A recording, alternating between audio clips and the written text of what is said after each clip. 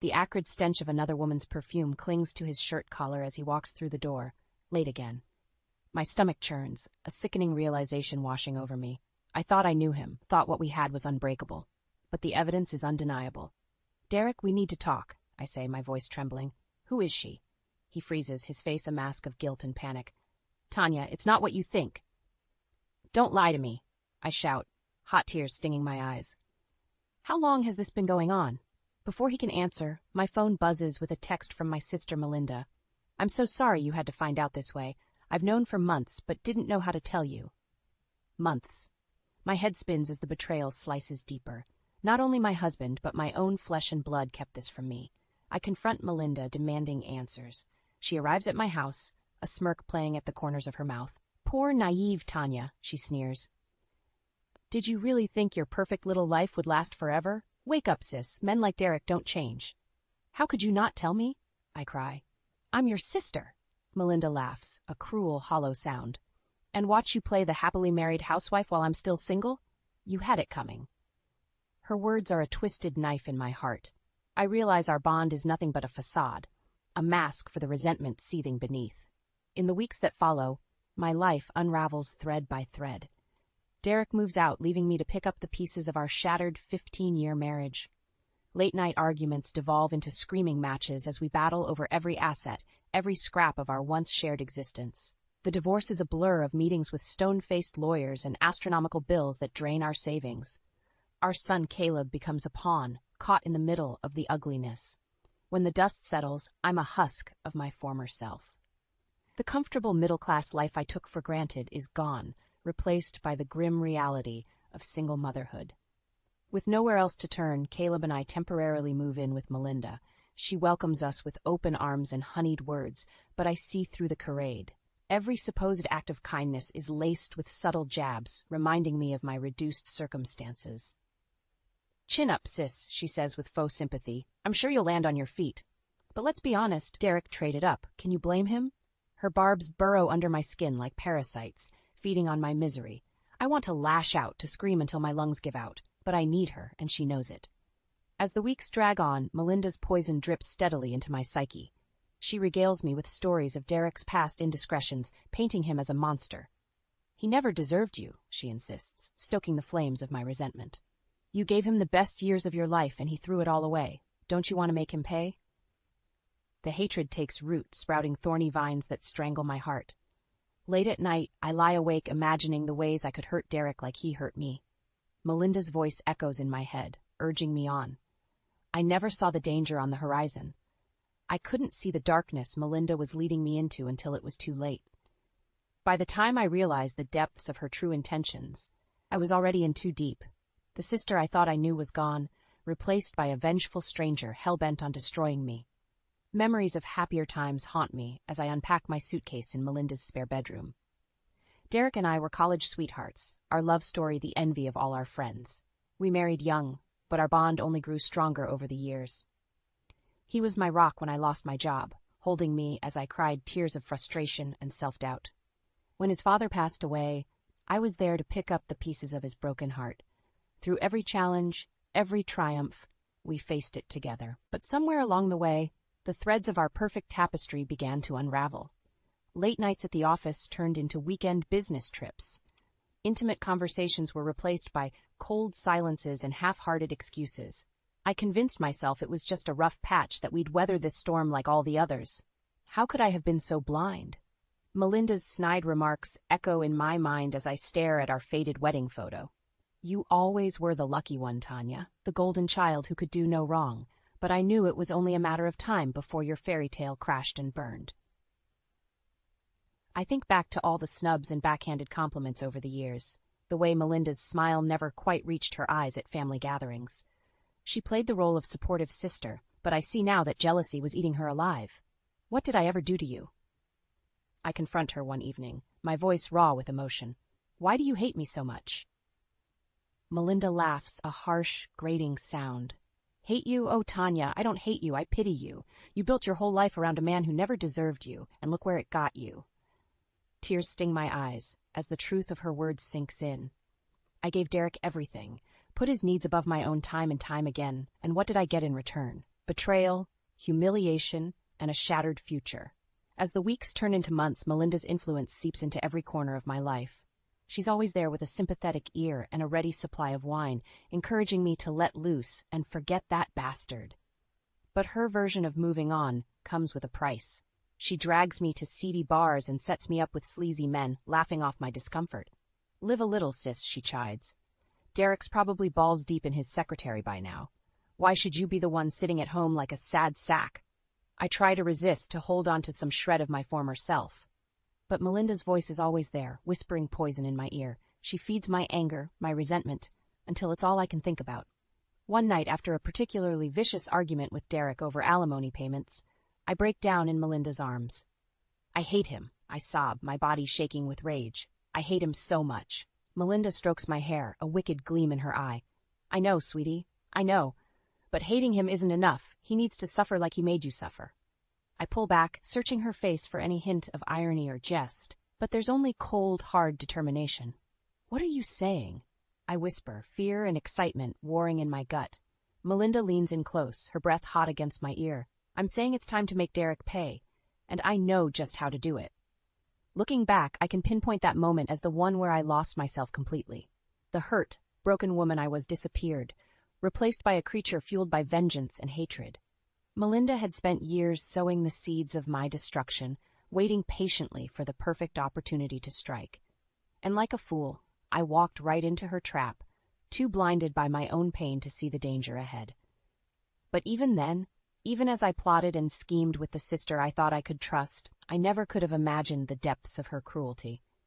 I never could have predicted the unforgivable act that would shatter our family forever. The divorce settlement leaves me with a measly sum, barely enough to cover rent and groceries. I'm forced to swallow my pride and take a job waitressing at a dingy diner, my law degree gathering dust on the shelf. Caleb struggles to adjust to our new reality, his once bright smile dimmed by the weight of our circumstances. It breaks my heart to see him so lost, so confused by the sudden absence of his father. "When's Daddy coming home?" he asks me one night, his little voice quivering with unshed tears. I gather him into my arms, fighting back my own surge of emotion. "Daddy's not coming home, baby. He has a new place now. But he still loves you very much." It's a lie, and we both know it. Derek hardly bothers to call anymore, let alone visit. He's too busy playing house with his new girlfriend, a perky blonde half my age. Melinda is all too eager to step into the void left by Derek's absence. She shows up at our tiny apartment with bags of groceries and second-hand clothes for Caleb, a triumphant smirk on her face. "See? I told you I'd always be there for you," she coos, pulling me into a suffocating hug. "Not like that deadbeat ex of yours." I bristle at the mention of Derek, but bite my tongue. As much as I hate to admit it, I need Melinda's help. Without her, Caleb and I would be out on the streets. But her generosity comes with strings attached. She insists on taking over every aspect of our lives, from managing our finances to dictating Caleb's bedtime routine. "Honestly, Tanya, it's a wonder you managed to keep that kid alive this long," she scoffs one evening, eyeing the stack of bills on my kitchen table. "You're lucky I'm here to clean up your mess." I grit my teeth, swallowing the retort that bubbles up in my throat. Melinda's help feels more like a noose around my neck, tightening with each passing day. But what choice do I have? I'm drowning in debt, barely keeping my head above water. And Melinda knows it. She starts dropping by unannounced, letting herself in with the spare key I foolishly gave her. I'll come home from a double shift to find her lounging on my couch, a glass of wine in hand and a knowing smirk on her lips. "Rough day, sis?" she'll ask, her voice dripping with false sympathy. "You look like hell." I want to scream, to tell her to get out of my house and out of my life. But I need her, and she knows it. So I bite my tongue and force a smile, pretending not to notice the way she rifles through my mail and helps herself to the meager contents of my fridge. Melinda's presence becomes a constant shadow, looming over every aspect of my life. She's there when I drop Caleb off at school, when I pick up extra shifts at the diner, when I lie awake at night, my mind spinning with worry and regret. And always, always, she's there to remind me of my failures, of the life I lost and the man who betrayed me. "You know, I ran into Derek the other day," she mentions casually one afternoon, her eyes glinting with malice. "He was with her. They looked so happy together, like they didn't have a care in the world." I feel like I've been punched in the gut, the air rushing out of my lungs in a painful whoosh. Melinda watches me closely, a small smile playing at the corners of her mouth. "It's not fair, is it?" she murmurs, reaching out to pat my hand in mock comfort. "He gets to move on like nothing happened, while you're stuck picking up the pieces." I nod numbly, too exhausted to argue. She's right, of course. It's not fair. None of this is fair. But I sit there as I sink to Melinda's poisonous words. A small, insidious part of me starts to wonder if maybe, just maybe, she has a point. Maybe Derek does deserve to suffer, to feel even a fraction of the pain he's caused me. And maybe with Melinda's help, I can make that happen. Melinda's campaign against Derek intensifies with each passing day. She takes every opportunity to remind me of his betrayal, to stoke the flames of my anger and resentment. "I saw them together again," she says one evening, her voice dripping with false concern. "At that fancy new restaurant downtown, he was feeding her bites of his steak, like some lovesick teenager." I clench my fists, fighting back the wave of nausea that rises in my throat.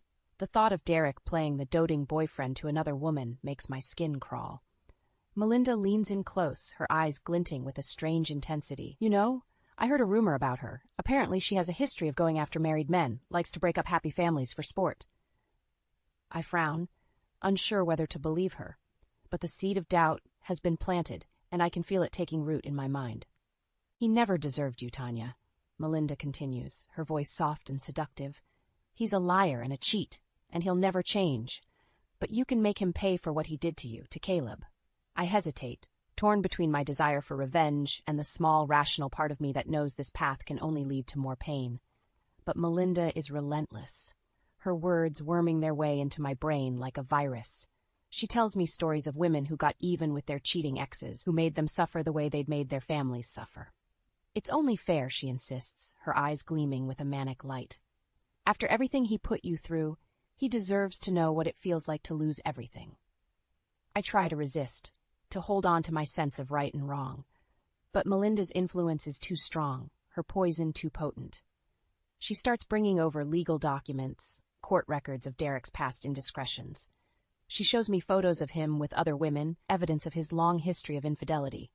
"He's been cheating on you for years," she says, her voice dripping with false sympathy. "Long before you ever found out. He's a master manipulator, Tanya. He never loved you. Not really." I feel like I'm drowning, suffocating under the weight of her words. The man I thought I knew, the man I built a life with, is a stranger to me now. Melinda senses my weakness, my vulnerability, and pounces.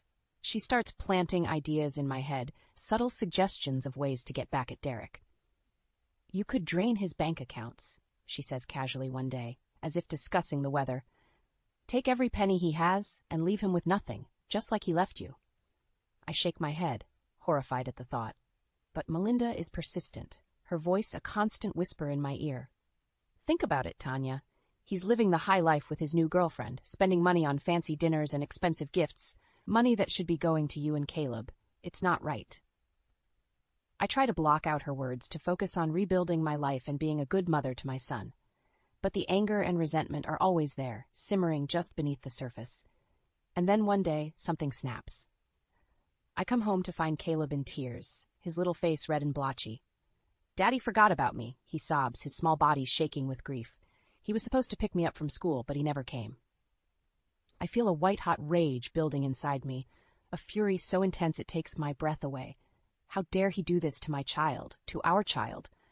Melinda is there, of course, her arms open wide in a mockery of comfort. "I told you, Tanya. He doesn't care about anyone but himself. He needs to pay for what he's done." And in that moment, something inside me breaks. The last shred of my resistance crumbles away, leaving only a cold, hard determination in its place. "You're right," I say, my voice barely above a whisper. "He needs to pay, and I know just how to make that happen."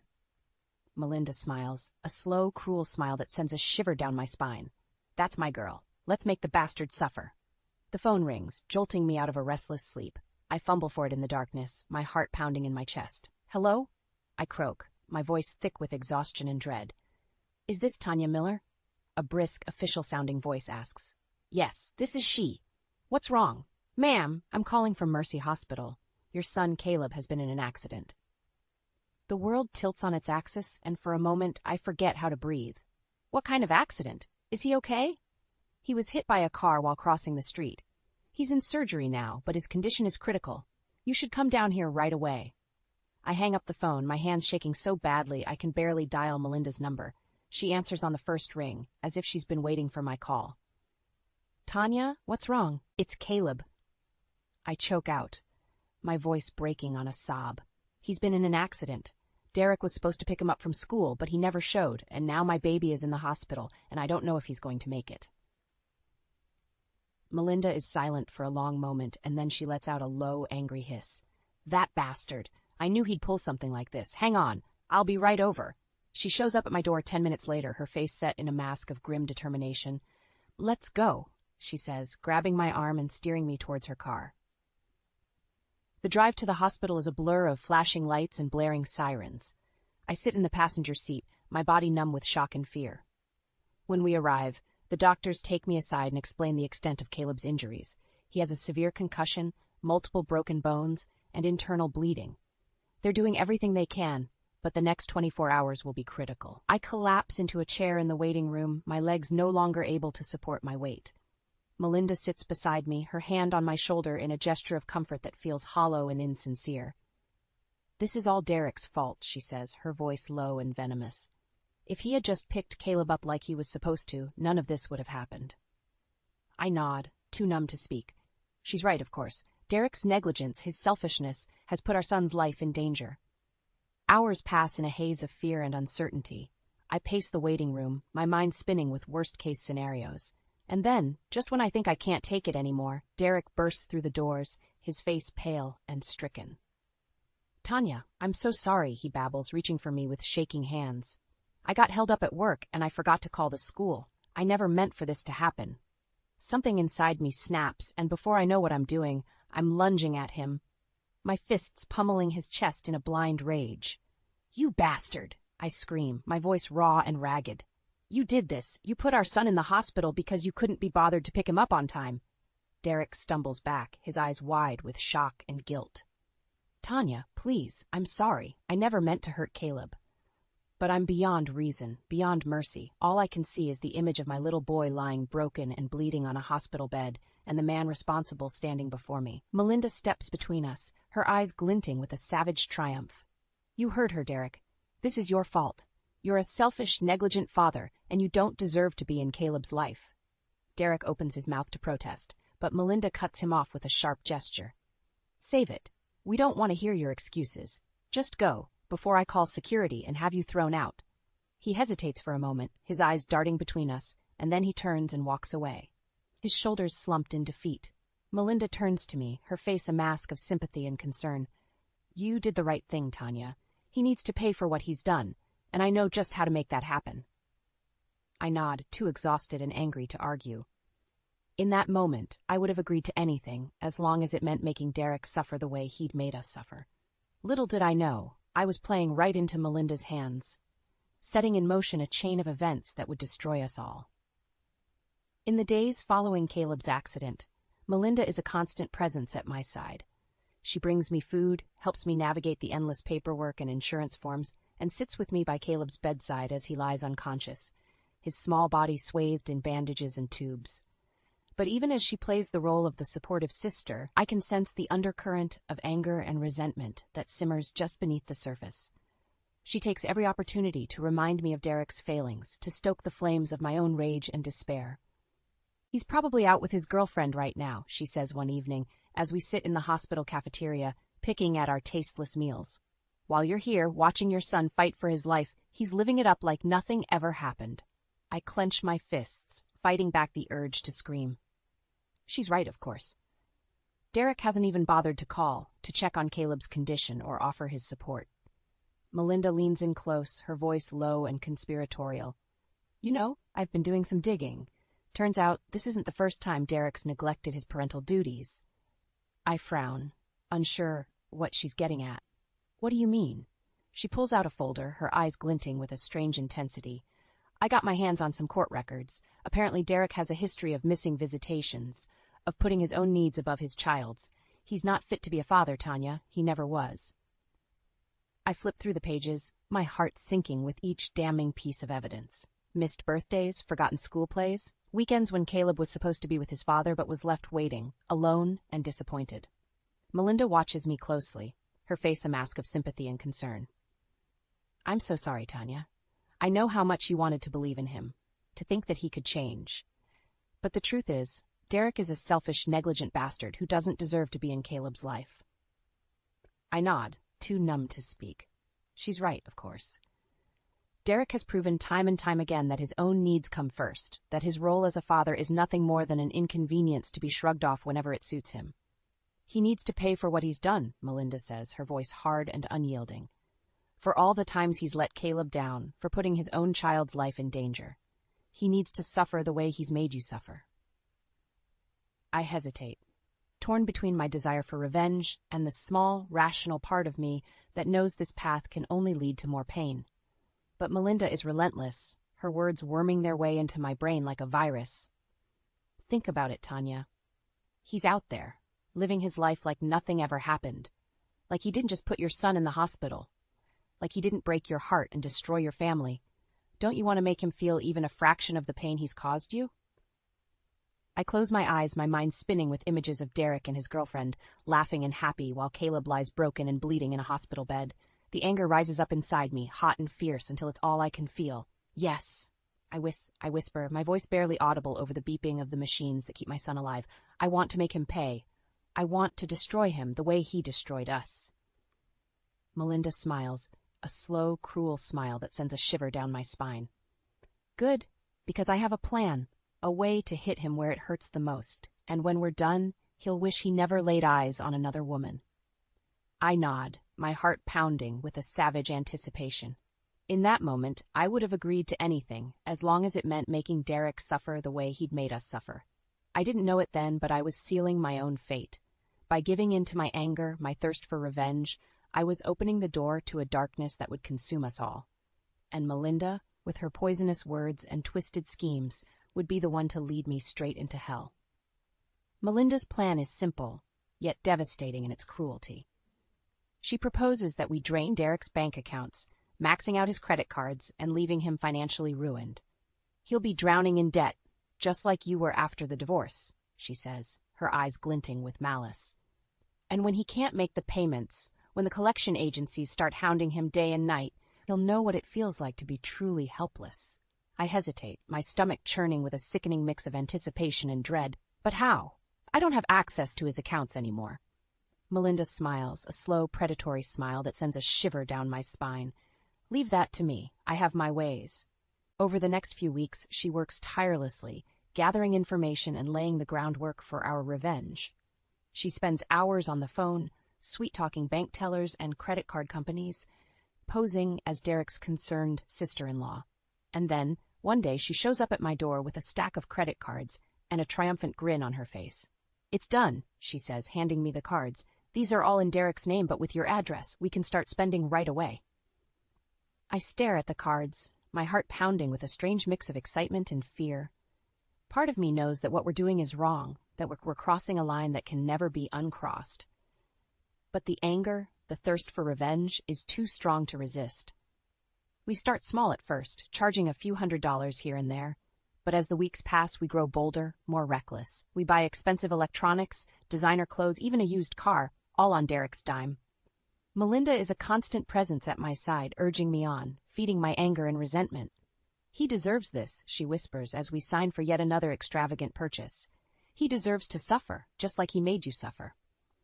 But even as we revel in our revenge, I can feel a growing sense of unease, a nagging voice in the back of my mind that tells me we've gone too far. And then one day, the voice becomes a scream. I come home from the hospital to find Melinda waiting for me, a wild, manic look in her eyes. I have an idea, she says, her voice trembling with excitement. A way to make Derek pay once and for all. She pulls out a can of gasoline and a book of matches, her smile widening into a grotesque parody of joy. We're going to burn his house down, she says, her voice barely above a whisper. We're going to destroy everything he loves, just like he destroyed us. I recoil in horror, my stomach heaving with revulsion. No, I choke out, shaking my head frantically. No, Melinda, this is insane. We can't do this. But she's beyond reason, beyond sanity. She grabs my arm, her fingers digging into my flesh like claws. Don't you see, Tanya? This is the only way to make him feel our pain, to make him understand what he's done to us. I try to pull away, but her grip is too strong. She drags me to the car, shoving me into the passenger seat and peeling out of the driveway with a screech of tires. We drive in silence, the only sound the pounding of my heart in my ears. I close my eyes, praying for a miracle, for someone to stop us before it's too late. But no one comes. And as we pull up to Derek's house, as Melinda hands me the gasoline and the matches, I feel a strange sense of inevitability, of fate closing in around me. "Do it," she hisses, her eyes glittering with a mad, feverish light. "Do it, and we'll be free. Free from the pain, the anger, the betrayal, free to start over, to build a new life from the ashes of the old." And so, with trembling hands and a heart full of rage and despair, I light the match and watch as the flames consume everything in their path, burning away the last traces of the life I once knew. The flames rise high into the night sky, casting an eerie orange glow over the quiet suburban street. I stand beside Melinda, watching as Derek's house burns, the heat searing my face and the smoke stinging my eyes. For a moment I feel a savage triumph, a sense of justice served. But then the sirens start, the wail of fire trucks and police cars shattering the stillness of the night. "We have to go," Melinda hisses, grabbing my arm and dragging me back to the car. "Now, before they see us." We speed away, my heart pounding in my chest as the flashing lights fade into the distance. I feel sick, my stomach churning with the realization of what we've done. But there's no time to dwell on it, no time for remorse or regret, because the next day, the police are at my door, their faces grim and accusing. "Tanya Miller, you're under arrest for arson and fraud," one of them says, his voice cold and unforgiving. "You have the right to remain silent." I'm in a daze as they handcuff me, as they read me my rights and shove me into the back of a squad car. I catch a glimpse of Melinda's face as they drive me away, her expression a mix of shock and fear. The next few days are a blur of interrogations and court appearances, of lawyers and judges, and the cold, hard reality of my actions. The evidence against me is overwhelming. The credit card statements, the surveillance footage from the stores where we made our purchases, the gasoline residue on my clothes. I'm sentenced to 5 years in prison, my life reduced to a series of metal bars and concrete walls. I try to be strong for Caleb, to put on a brave face during our weekly visits, but I can see the confusion and pain in his eyes, the sense of betrayal and abandonment. And then, one day Melinda comes to see me. She sits across from me in the visiting room, her face a mask of smug satisfaction. "Well, well, well," she says, her voice dripping with contempt. "Look at you, the mighty Tanya, brought low by her own stupid mistakes." I feel a surge of anger, of bitter resentment. "You did this to me," I hiss, my hands clenching into fists. "You poisoned me against Derek, you made me do those terrible things." But Melinda just laughs, a cold, cruel sound that echoes off the walls. "Oh, please. Don't try to blame me for your own weakness, your own pathetic need for revenge. I may have given you the idea, but you're the one who lit the match. You're the one who let your anger consume you." I feel like I've been slapped, the truth of her words hitting me like a physical blow. Because she's right. As much as I want to blame her to make her the villain in this twisted story, I know that I'm the one who made the choice. I'm the one who let my pain and my rage blind me to the consequences of my actions. "Why?" I whisper, my voice cracking with emotion. "Why did you do this to me? I thought you were my sister, my friend." Melinda's smile fades, her eyes growing cold and hard. "Because you had everything I ever wanted," she says, her voice a low, venomous hiss. "The perfect husband, the perfect son, the perfect life, and I hated you for it. I hated you so much that I would have done anything to destroy you, to make you feel even a fraction of the pain and the loneliness that I felt every single day." I stare at her, my heart aching with the realization of just how deeply her jealousy and resentment had festered, how much she had truly come to despise me. And in that moment, I feel a profound sense of pity, of sadness for the twisted, broken woman sitting before me. "I'm sorry," I whisper, my voice barely audible over the buzzing of the fluorescent lights. "I'm sorry for whatever I did to make you hate me so much, but I can't forgive you for what you've done. I can't forgive you for destroying my life, my family." Melinda shrugs, her face a mask of indifference. "I don't need your forgiveness," she says, standing up to leave. "I got what I wanted. I got to watch you suffer, to watch you lose everything that ever mattered to you, and that's enough for me."